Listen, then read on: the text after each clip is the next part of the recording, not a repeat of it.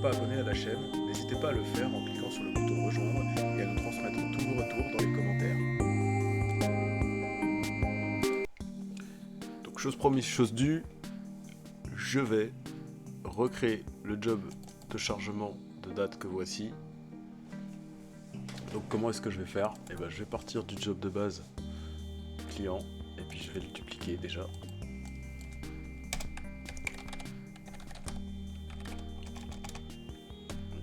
C'est sûr qu'un charge lent ça risque de pas être rapide. Puis, du coup, je vais l'appeler 2 parce que sinon on peut pas avoir 2 fois le même nom. Qu'est-ce que je vais faire?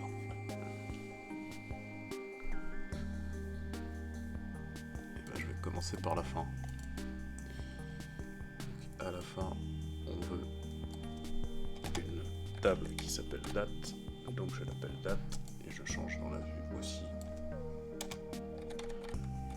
le paramètre du libellé. Là, je sauvegarde à chaque étape, CTRL S. Ici, qu'est-ce que je veux comme champ? Est-ce que je veux une clé primaire? Oui, je veux une clé primaire avec des dates qui se décrémentent. Alors comment je vais faire? Je veux aucun de ces champs déjà. Ça c'est très clair.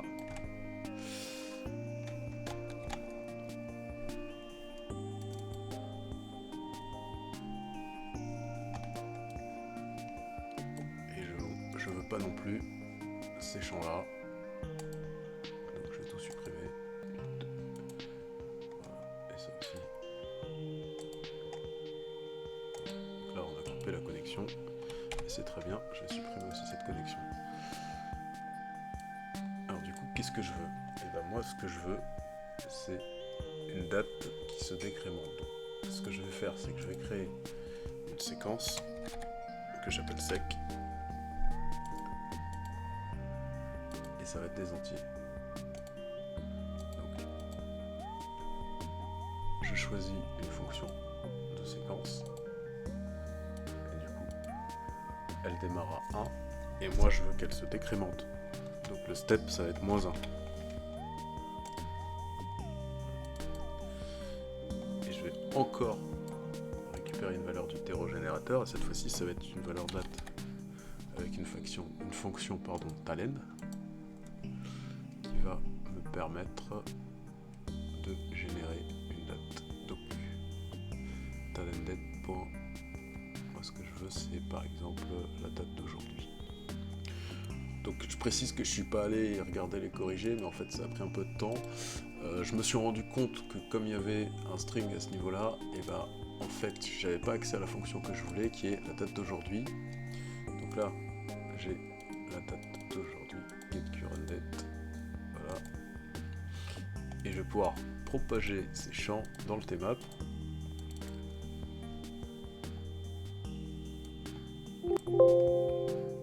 Donc là,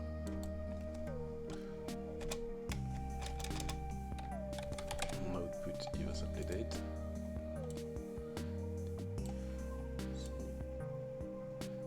Et en fait, ce que je vais mettre c'est ça. Et moi ce que je veux en fait c'est une date qui se décrémente. Donc je vais faire appel aux fonctions talen. Ça peut le revenir. Donc les fonctions date.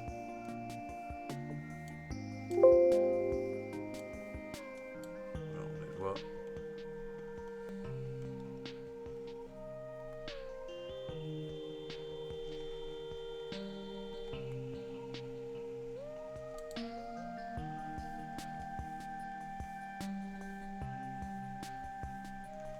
C'est pas celle-là que je veux.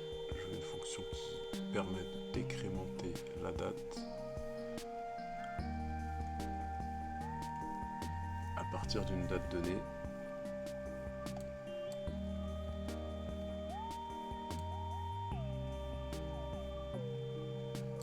Ouais, je crois que c'est celle-là. Ouais, c'est celle-là. Donc là, moi ce que je veux, c'est que ça se décrémente d'un jour à chaque fois qu'il y a une row qui est envoyée par le composant terreau-générateur. Donc là, du coup, je prends ma valeur row 1.date et ça va être ma valeur de date. Voilà.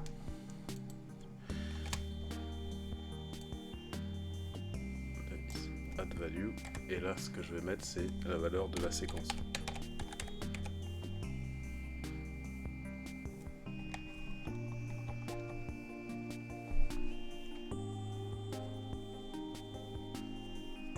Voilà, super.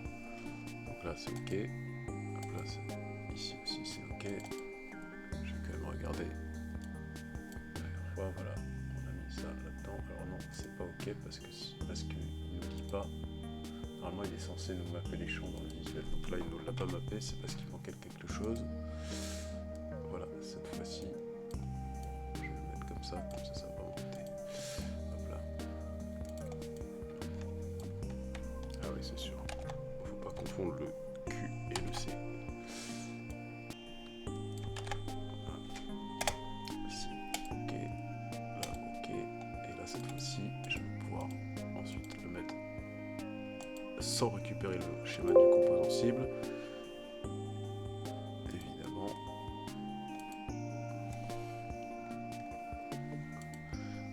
Et je vais aussi le mettre là pour propager les modifications.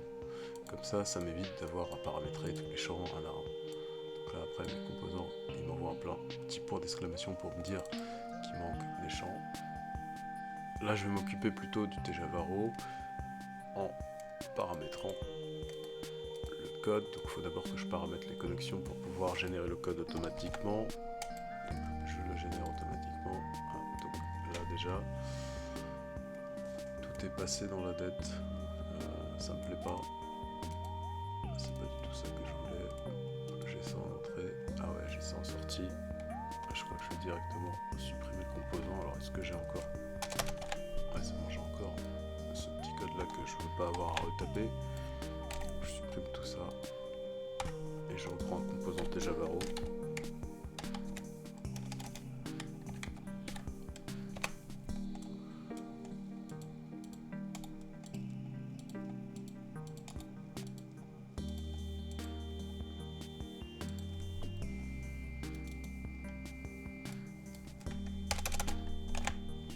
Je remets le code. Alors si je le remets maintenant, il va me le supprimer quand je vais le générer. Donc je le remets là. Et je remets ça. Je vérifie que tout est bon dans mon tmap, ça c'est bon. Là ici au niveau de mon code, j'ai un champ supplémentaire, donc j'ai output.clé primaire, c'est la context ID qui a été créée au préalable. Elle a été créée automatiquement quand on a dupliqué le job.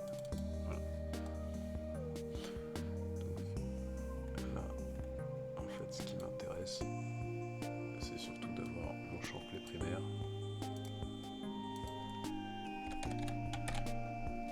qui se propage jusqu'à la base de données.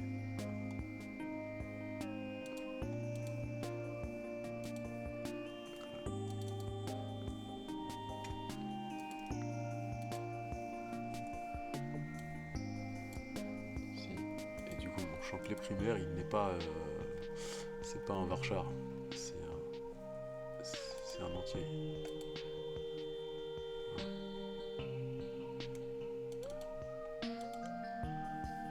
Là, il n'est pas d'accord parce que j'ai mis ici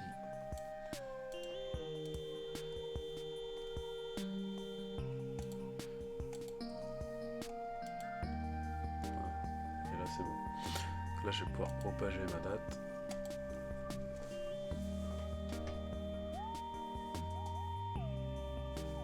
Évidemment, il y a quelques petites erreurs de compilation au niveau du tmap. Qu'est-ce qui pourrait ne pas aller? Là, talentDate.update. Sec. Ouais, c'est que ma date est un string, alors qu'en fait, ma date doit être une date, puisque j'utilise une fonction qui me fait sortir une date. Normalement, là, ça devrait aller. Je vais regarder dans la partie code pour voir s'il y a toujours des erreurs de compilation. Et il y en a. Qu'est-ce qu'il me dit? Alors j'ai finalement trouvé ce que c'était. En fait, ici à ce niveau-là, je sais pas pourquoi on a un champ string. Et c'est pas un champ string qu'il faut, c'est un champ date, évidemment. Je vérifie aussi qu'on a bien champ date dans le terreau générateur, ce qui est le cas. Voilà. Cette fois-ci, mon job peut être exécuté, je pense. Encore un petit problème de compilation, cette fois-ci dans le terreau générateur.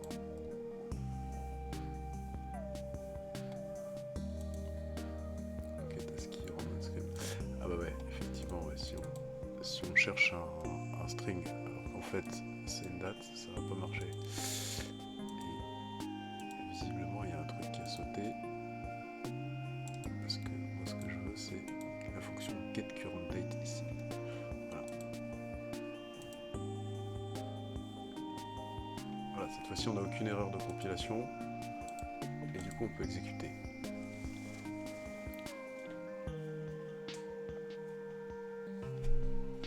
Chez ma master key. Alors là c'est la clé primaire qui n'est pas là. Donc elle ne doit pas arriver jusqu'au bout.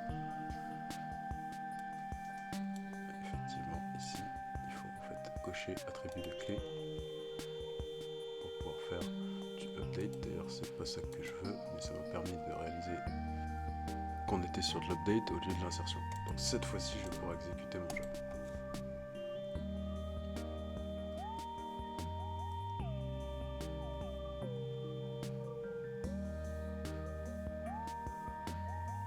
Voilà, donc grâce à ça, j'espère qu'on a pu revenir 10 000 jours en arrière.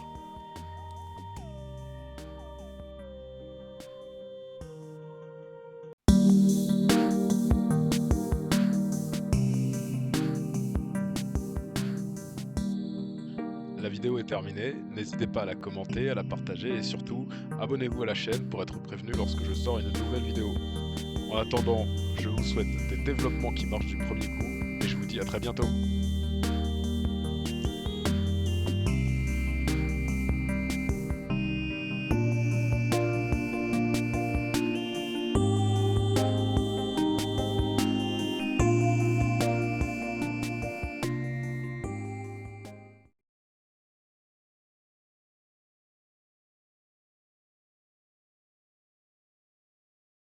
Créer